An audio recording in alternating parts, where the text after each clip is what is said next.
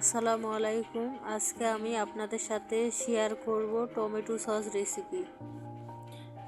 কিভাবে খুব সহজে টমেটো সস তৈরি করা যায় তাই দেখাবো। এভাবে করে তৈরি করলে অনেক দিন পর্যন্ত বাসায় সংরক্ষণ করে খেতে পারবেন।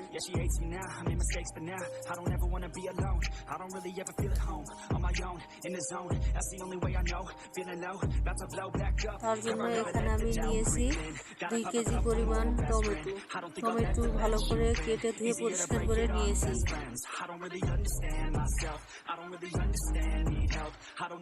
এখন আমি টমেটোগুলো সিদ্ধ করতে দিয়ে দেব। এখানে কোনো রকম পানি ব্যবহার করব না, কারণ টমেটো থেকে যথেষ্ট পরিমাণে পানি বের হয়।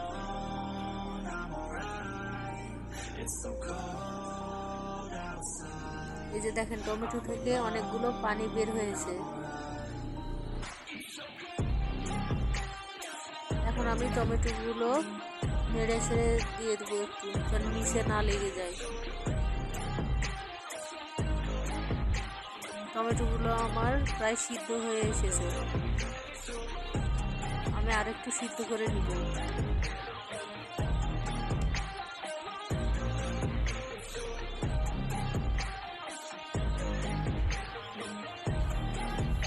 টমেটোগুলো সিদ্ধ হয়ে গিয়েছে, এখন আমি ব্লেন্ডারে ব্লেন্ড করে নিব।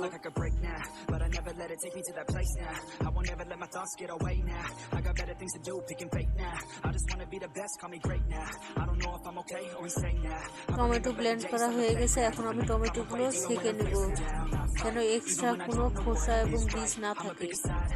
তার জন্য আমি ভালো করে ছেঁকে নিচ্ছি।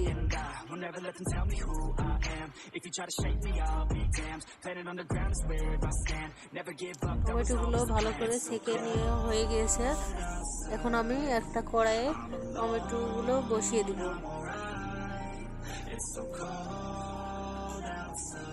একটা কড়াইয়ে টমেটোগুলো ঢেলে দিলাম, দিয়ে ভালো করে জাল করে নিব।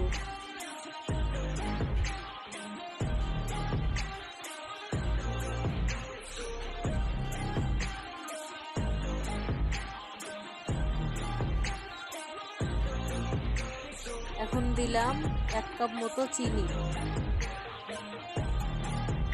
1 টেবিল চামচ লবণ, 1 টেবিল চামচ মরিচের গুঁড়া দিয়ে ভালো করে মিশিয়ে নিব।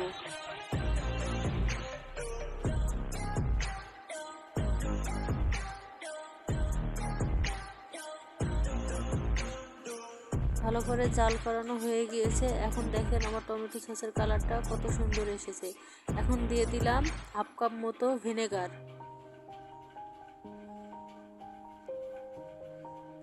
দিয়ে ভালো করে নেড়ে চেড়ে নিব।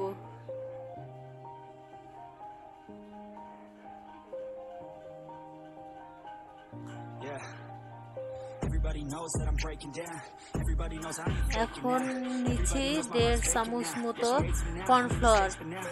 ঠান্ডা পানি দিয়ে কর্নফ্লাওয়ারটা আমি মিশিয়ে নিব।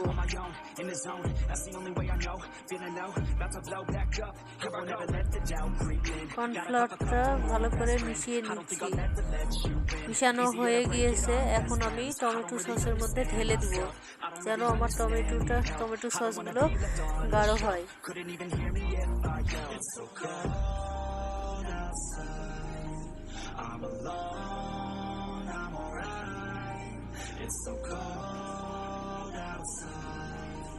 দিয়ে ভালো করে জাল করে নিতে হবে। দেখেন, অনেকক্ষণ জাল করানোর ফলে আমার টমেটো সসটা কমিয়ে এসেছে এবং অনেকটা ঘন হয়েছে।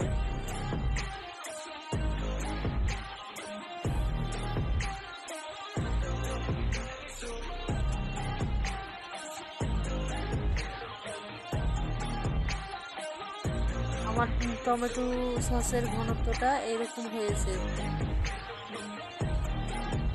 এখন আমি নামিয়ে নিব। আপনাদের কাছে যদি ভিডিওটা ভালো লেগে থাকে, লাইক, কমেন্টস এবং শেয়ার করবেন এবং আমার চ্যানেলটা সাবস্ক্রাইব করে দেবেন। আসসালামু আলাইকুম।